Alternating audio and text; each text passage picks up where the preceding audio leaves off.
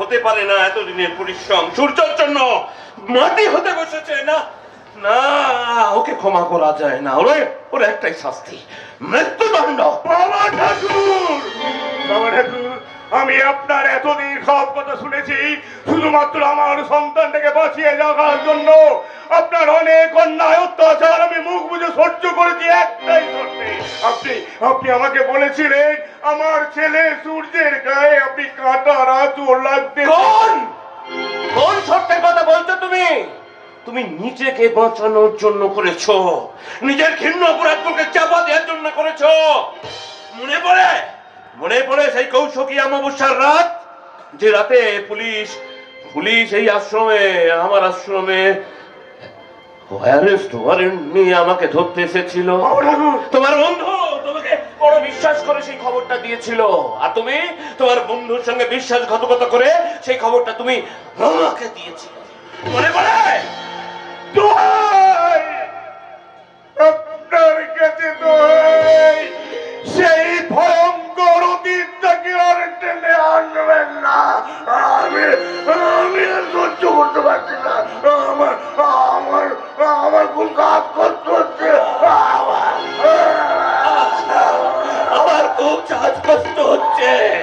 আমার খুব শ্বাসকষ্ট হচ্ছে।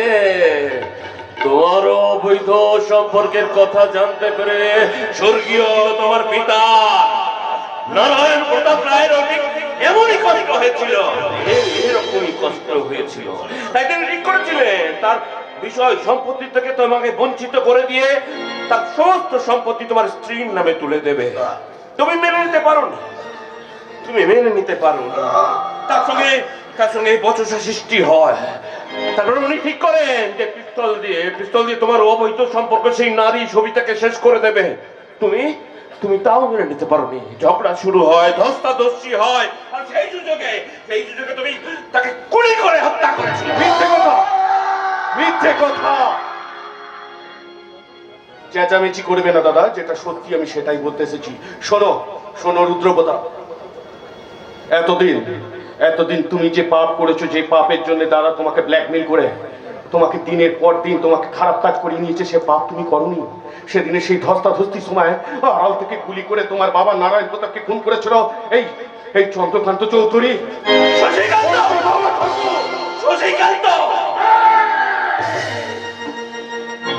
এই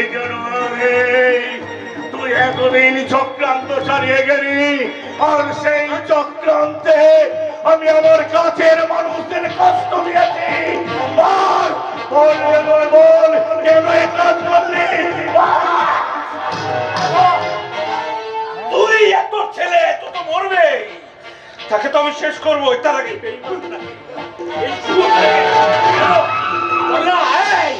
এতদিনের অতীতের কথা তুই কেন সবার সামনে নিয়ে এলি? বল কেন নিয়ে এলি?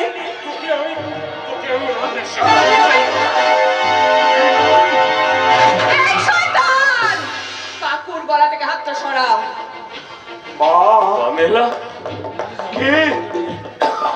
কে তোমার কাকু? তুমি এতদিন বলতে তুমি সম্পূর্ণ না।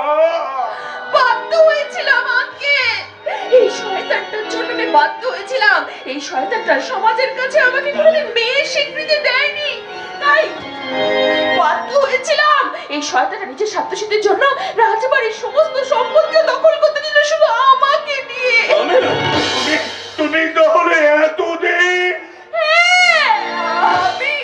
আমি এই শয়তান চন্দ্রকান্ত চৌধুরী অবৈধ সন্তান।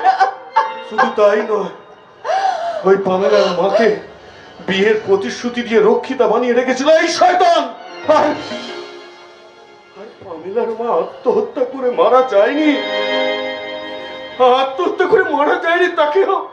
তাকেও খুন করেছিল এই শয়তান, যারা একমাত্র সাক্ষী আমি। পামেলা দেখ, তোর মা ভালো ছিল না, তুই বিশ্বাস কর, ভালো ছিল না। একাধিক পুরুষের সঙ্গে তার সম্পর্ক ছিল। তুই বিশ্বাস কর, ছোটবেলায় না তোকে মেরে দিতে চেয়েছিল। মিথ্যে কথা। এতদিন ধরে তুমি যা করেছো নিজের স্বার্থ সিদ্ধির জন্য করেছো। কেন করলে?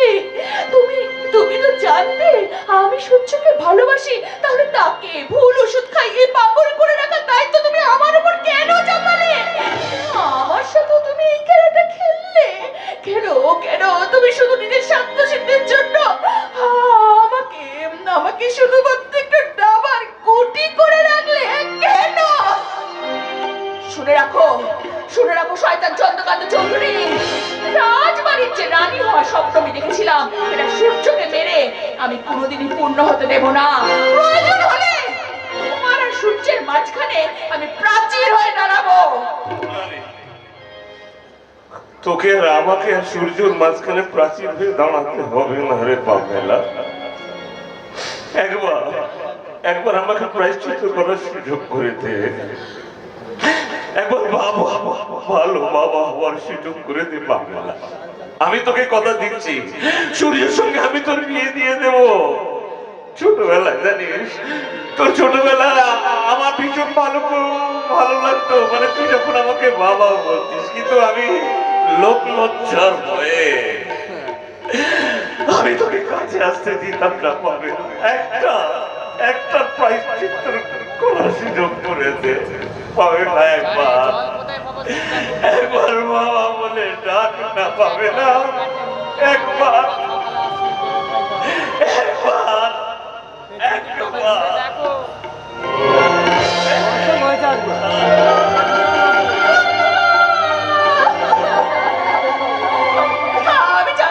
আমি জানতাম বলো বাবা, তুমি কখনো আমায় হাত দিতে পারো না। তুমি যে আমার বড় বাবা।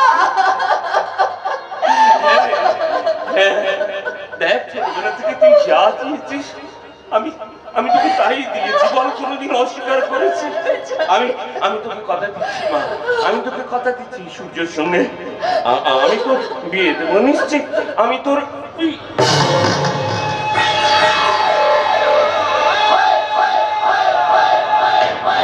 কি হলো রে পামেলা? একবার বাবা বলে ডাক। এই পামেলা, কি রে কথা বলছিস না কেন? এই পামেলা, এই পামেলা, বাবা বলে ডাক। কি রে বাবা বলে ডাক?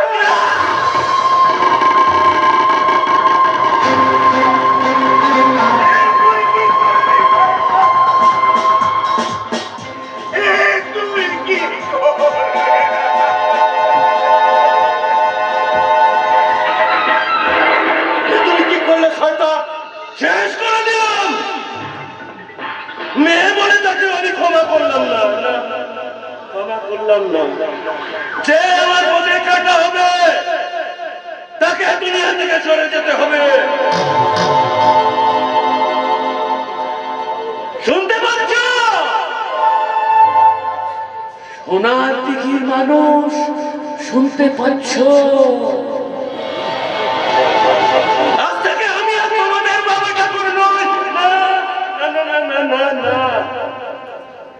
আজ থেকে আমি তোমাদের নেতা ঠাকুর নই। আজ থেকে আমি রাজা চন্দ্রপ্রতাপ চৌধুরী। এক হাতে মুখোশ পরি, আর এক হাতে শিকার করি।